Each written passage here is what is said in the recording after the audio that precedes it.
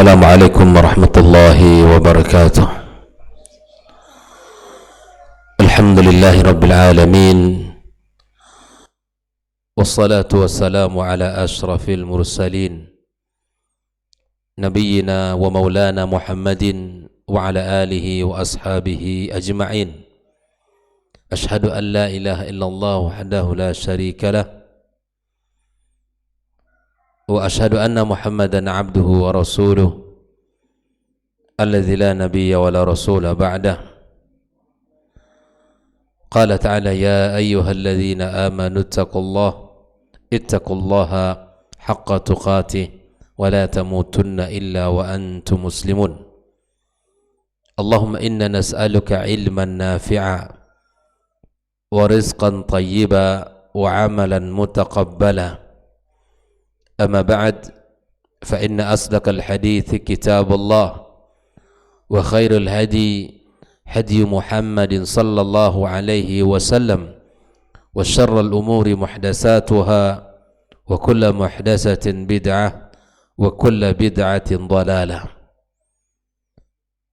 معاشر الحاضرين والحاضرات من المسلمين والmuslimat, para penuntut ilmu, saudara-saudari dimanapun berada, alhamdulillah kita bersyukur kepada Allah Subhanahu wa ta'ala. Kembali kita diberikan kemudahan untuk bisa mengawali hari kita dengan kebaikan, dengan ibadah yang mulia, ibadah yang sangat agung, ibadah salat subuh. Mudah-mudahan ibadah kita diterima Allah Subhanahu wa ta'ala, serta doa dan zikir kita menjadi amal yang makbul di sisinya, yang tercatat dalam catatan kebaikan pada lembaran-lembaran amal saleh kita. Kemudian ucapan salat dan salam untuk Nabi kita Muhammad sallallahu alaihi wasallam. Mudah-mudahan kita semua mendapatkan syafaatnya pada hari kiamat kelak, dan kita juga termasuk orang-orang yang selalu membuktikan kecintaannya kepada Rasulullah sallallahu alaihi wasallam dengan menjalankan sunnah-sunnahnya. Dan kita berharap kepada Allah Subhanahu wa ta'ala kita juga mendapatkan izin untuk bisa meneguk di telaganya yang telah disediakan oleh Rasulullah sallallahu alaihi wasallam, yang telah diberikan oleh Allah tabaraka wa ta'ala kepada umat Muhammad sallallahu alaihi wasallam. Ahibati fillah, kaum muslimin dan muslimat, kembali kita bersama kitab Al-Mulakhas fi Syarhi Kitab At-Tauhid. Pagi ini halaman yang ke-68. 68. Qala al-musannifu rahimahullah wa fi sahih.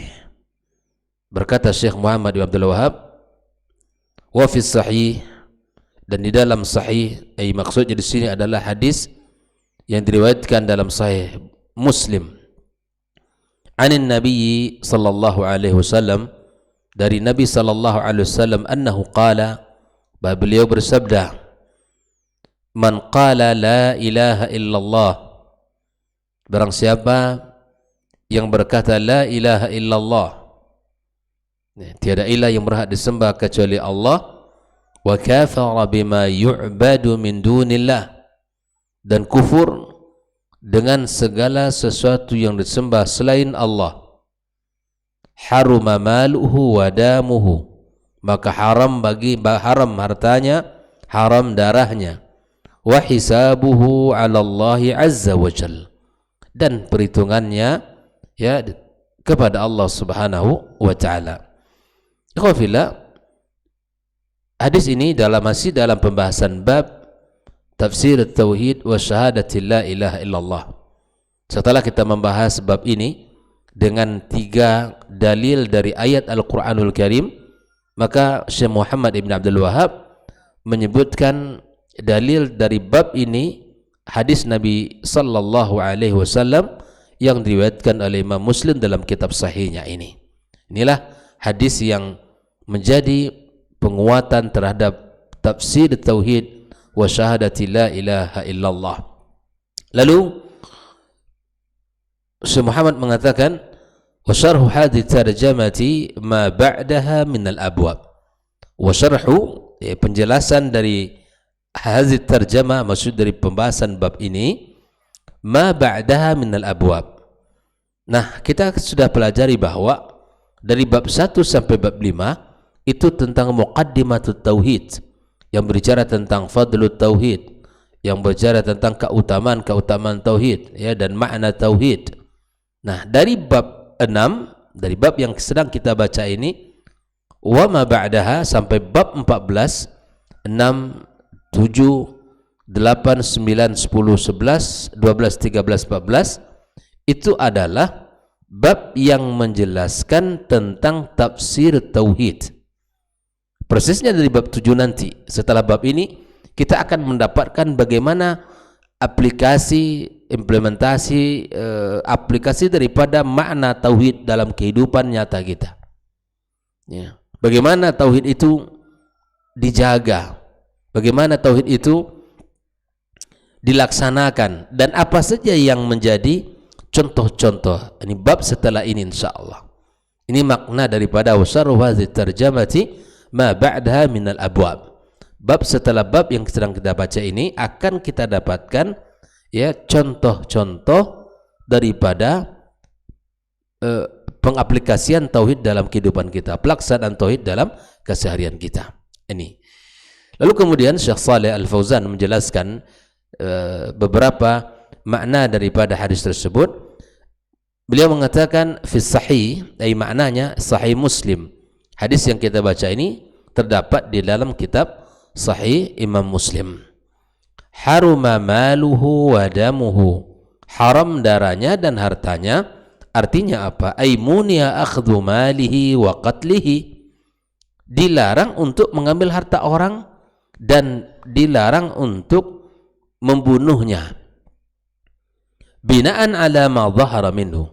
Seseorang kalau sudah mengatakan dia muslim, bersyahadat kepada Allah secara zahir, maka dia muslim.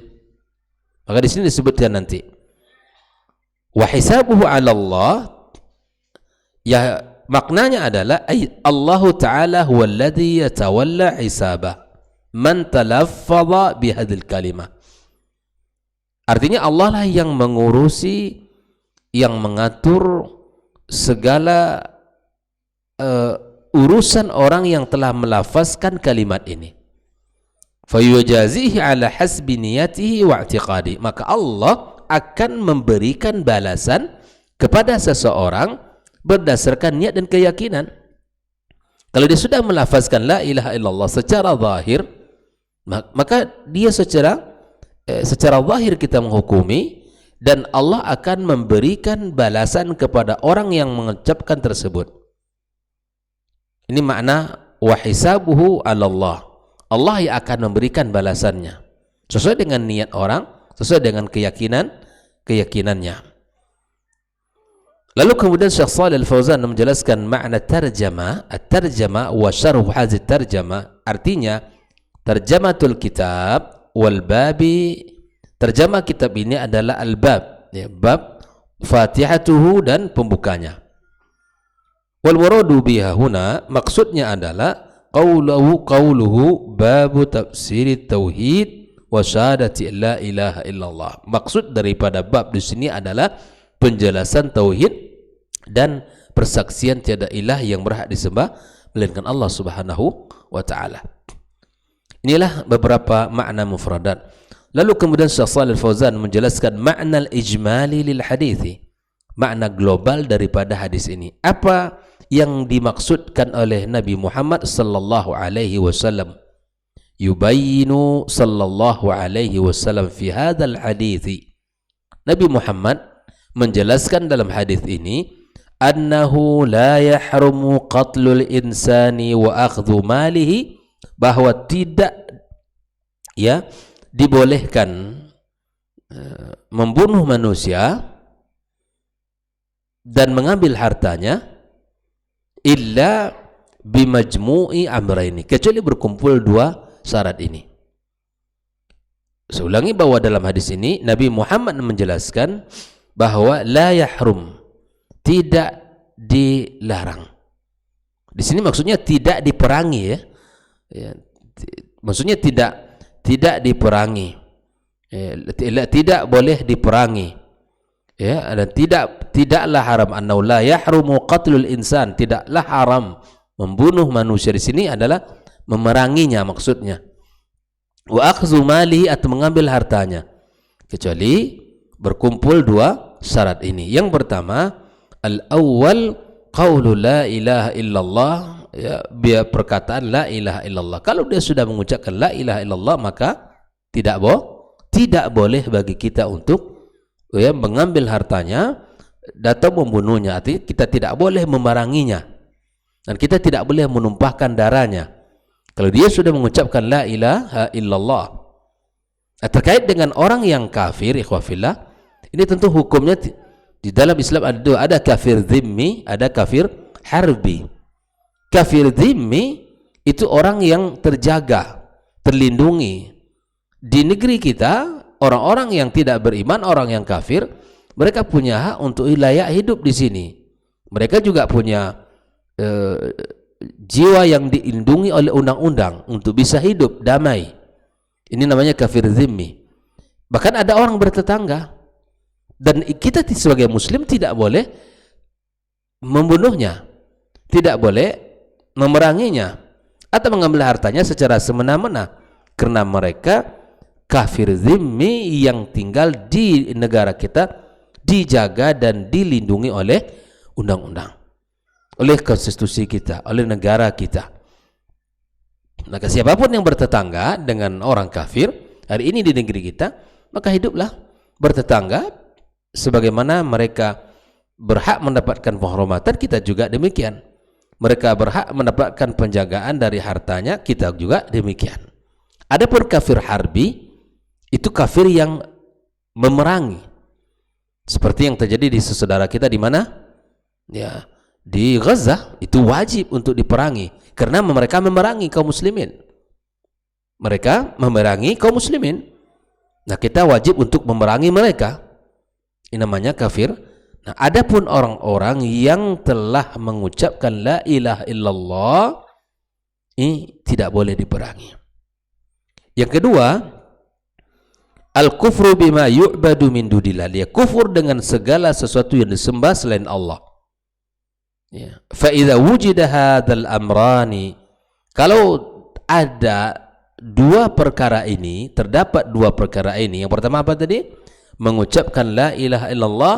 Yang kedua, kufur dengan segala sesuatu yang disembah selain Allah. Apabila terdapat dua perkara ini, wajabal kaffu anhu zahira, maka ditahan, tak boleh kita ambil harta mereka dan tidak boleh kita perangi mereka. Wa tafwidu batinihi ila Allah, lalu kita serahkan urusan hatinya kepada siapa? Kepada Allah. Ustaz, dia hanya mengucapkan itu karena ada maksud, maka kita serahkan urusan hatinya kepada Allah. Teringatkah oleh ikhwas sekalian kisah sahabat yang membunuh seseorang yang ada dalam perang, padahal dia sudah mengucapkan la ilaha illallah? Dibunuhnya juga.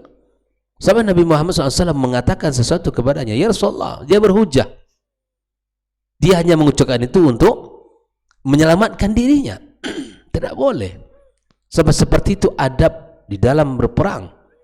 Sampai saat terjepit dia mengucapkan la ilaha illallah, tidak boleh kita membunuh mereka. Maka di sini, kalau secara zahir terkumpul dua perkara ini, maka tidak boleh diperangi, tidak boleh diambil hartanya, dan kita serahkan urusan hatinya kepada Allah Subhanahu wa ta'ala. Fa in kana sadiqan fi qalbi, kalau dia jujur di dalam mengungkapkan la ilaha illallah dan kufur sesembah selain Allah, jazahu bi jannatin na'im, Allah akan berikan balasan dengan surga yang penuh dengan kenikmatan. Wa in kana munafiqan, kalau munafik artinya hanya sekedar lisannya saja yang berucap tapi hatinya kufur, ya kan, dan dia bisa mengatakan saya tidak beriman kepada berhala-berhala, tapi hatinya meyakini, azabahul adzabul alim, Allah akan azabnya dengan azab yang pedih. Nah, wa amma fid dunya fal hukmu ala zahir, adapun hukumnya di dunia ini maka kita hukum secara zahir, gitu kan, apa yang diucapkan oleh dia dan apa yang terlihat dari kesehariannya, secara zahir kita hukumi. Inilah syarat, ya, dimana kalau sudah terkumpul dua perkara ini tidak boleh diperangi dan tidak boleh diambil hartanya. Namun apabila dua ini tidak terkumpul, tidak ada, maka secara hukum syariat dia boleh untuk diperangi dan diambil hartanya. Ikhwafillah rahimakumullah. Tentu ini ya berlaku di dalam agama kita, dan tentu ini sesuatu yang harus dipahami dengan benar, tidak sembarangan dan tidak semena-mena. Ya, seperti yang saya katakan tadi, negeri kita ini ya hidup dengan berbagai macam masyarakat, ya, keyakinan, akidah dan agama. Tentu masing-masing orang mendapatkan hak perlindungan, hak hidup yang sempurna. Oleh karenanya perlu dipahami dengan baik dan benar. Lalu kemudian Syekh Shalih Al-Fauzan menjelaskan munasabatul hadits lil bab, ketersesuaian daripada hadis yang kita baca dengan bab yang sedang kita bahas.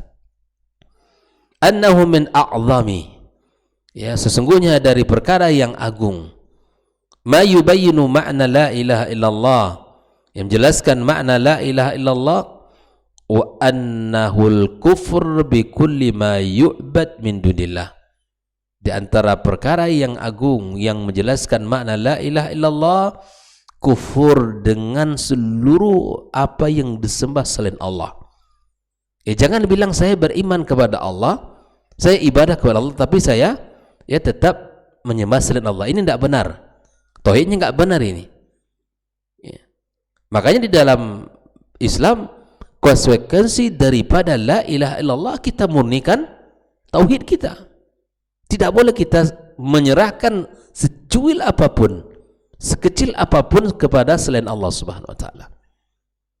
Lalu kemudian Syekh Shalih Al-Fauzan menyebutkan ma yustafadu minal hadisi, yang bisa kita ambil faedah dari hadis. Yang pertama adalah anna makna la ilaha illallah, yang pertama makna la ilaha illallah itu al-kufur bima yu'bad min dunillahi minal asnami wal kuburi wa ghairiha. Bahwa makna la ilaha illallah itu kufur dengan seluruh yang disembah selain Allah, berupa berhala, berupa kuburan, berupa apalagi bebatuan, pepohonan, bahkan orang-orang saleh yang disembah, bahkan para nabi yang disembah, bahkan para malaikat, semua itu ditinggalkan. Maka tidak benar orang mengatakan saya beriman kepada Allah, saya beribadah kepada Allah, dan saya beribadah selain kepadanya juga. Ini tidak benar. Bahwa orang kalau sudah mengatakan la ilaha illallah, murnikan seluruh ketaatan hanya kepada Allah. Tidak boleh kita berikan selain kepadanya. Berhalakah, manusiakah, malaikatkah, nabikah, pohon, batu, dan seterusnya.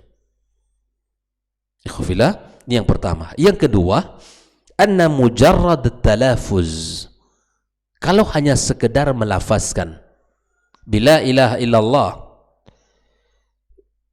dengan lafaz la ilaha illallah ma'adamil kufur, dan tidak mengkufuri bima yu'bad min dunillah, selain apa yang disembah selain Allah, ya, hanya melafazkan tapi tidak mengkufurkan, maka apa? La yuharrimud dama wal mal, tidak diharamkan harta dan darahnya. Bayangkan ya, bedanya sedikit. Orang yang meyakini la ilaha illallah kemudian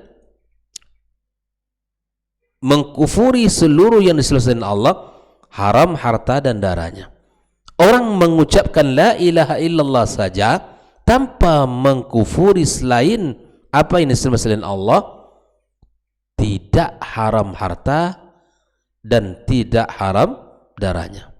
Bayangkan, walau arafa ma'naha wa amila bi, walaupun dia faham makna dan mengamalkan. Bayangkan sedikit bedanya. Paham dia dengan lafaz itu dan mengamalkannya, tapi hanya sekedar apa? Melafazkan saja, tidak menjadikan haram darah dan hartanya. Malam yudif ila dzalikal kufur bima yu'badu min dunillah.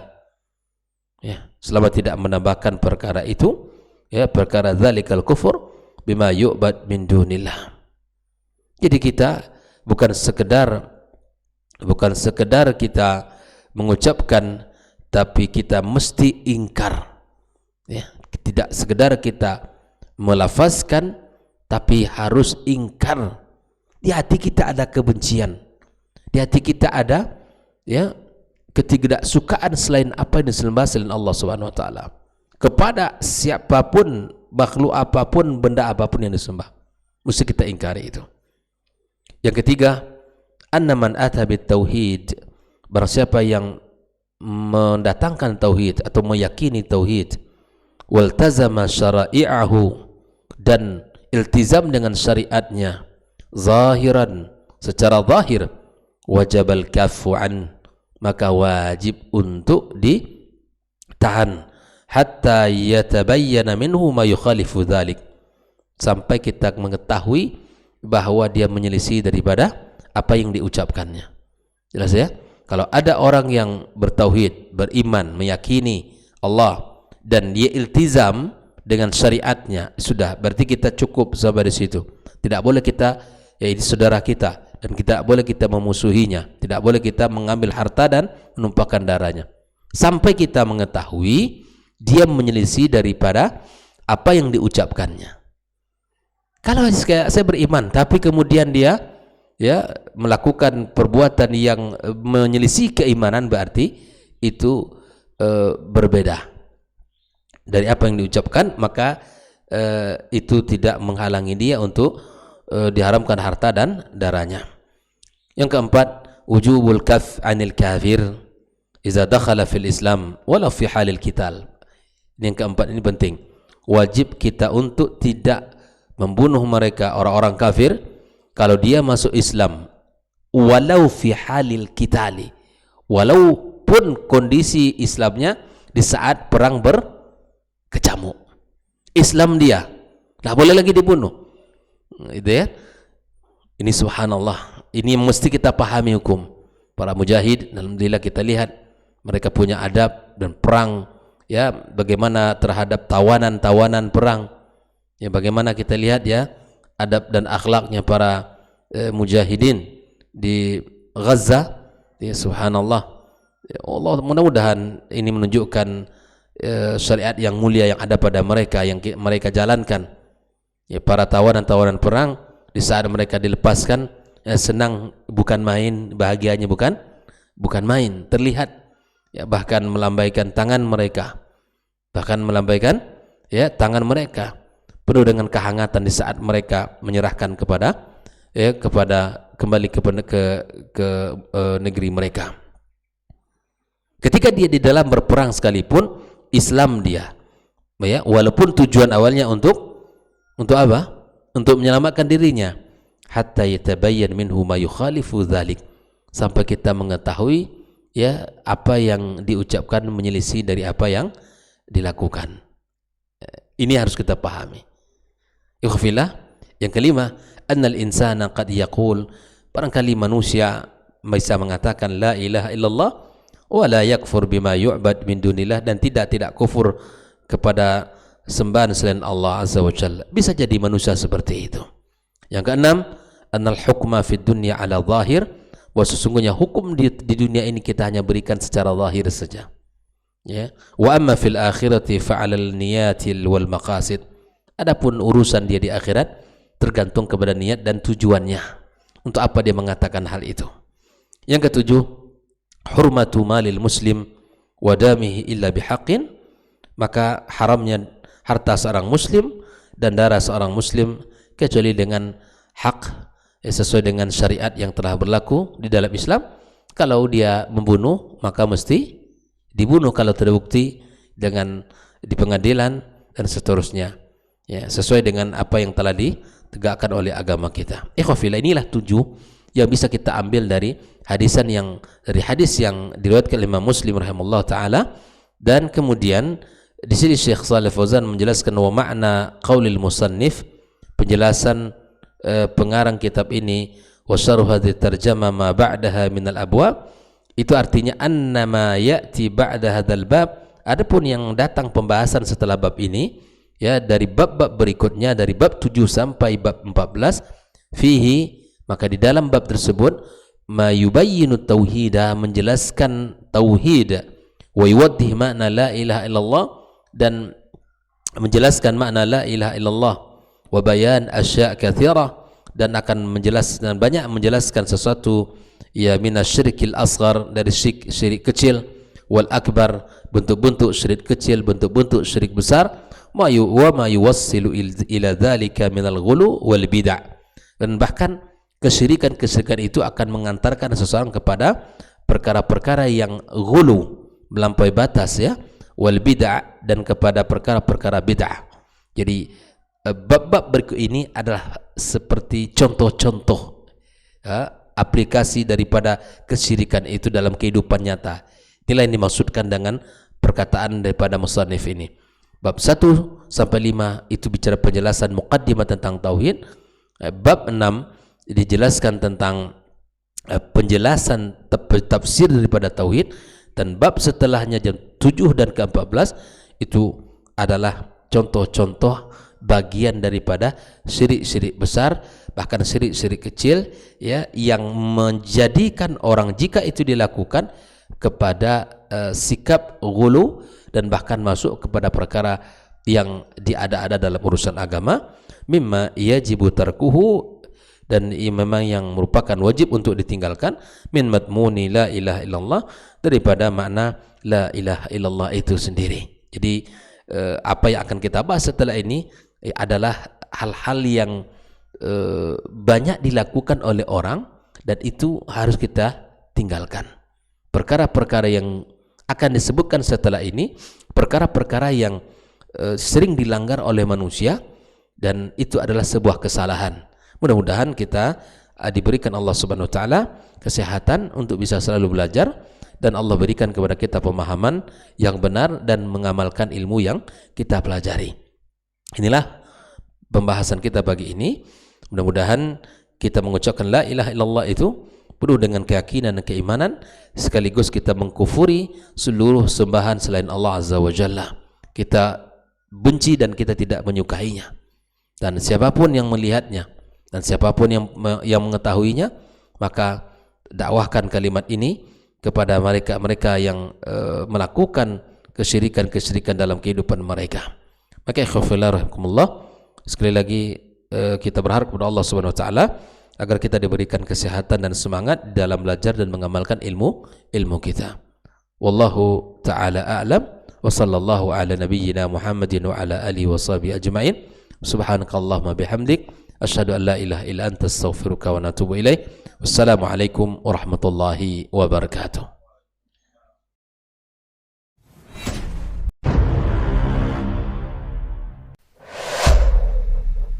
Dunia dan seisinya ini bagi Allah tak sama nilainya dengan sebelah sayap lalat. Barang siapa yang beramal untuk akhiratnya, Allah akan cukupkan baginya urusan dunia. Sayati zamanun 'alan nasi as-sabiru fihim qalqabit al-jamarah. Akan ada satu masa di akhir zaman yang berpegang teguh dengan agamanya seperti orang yang sedang memegang bara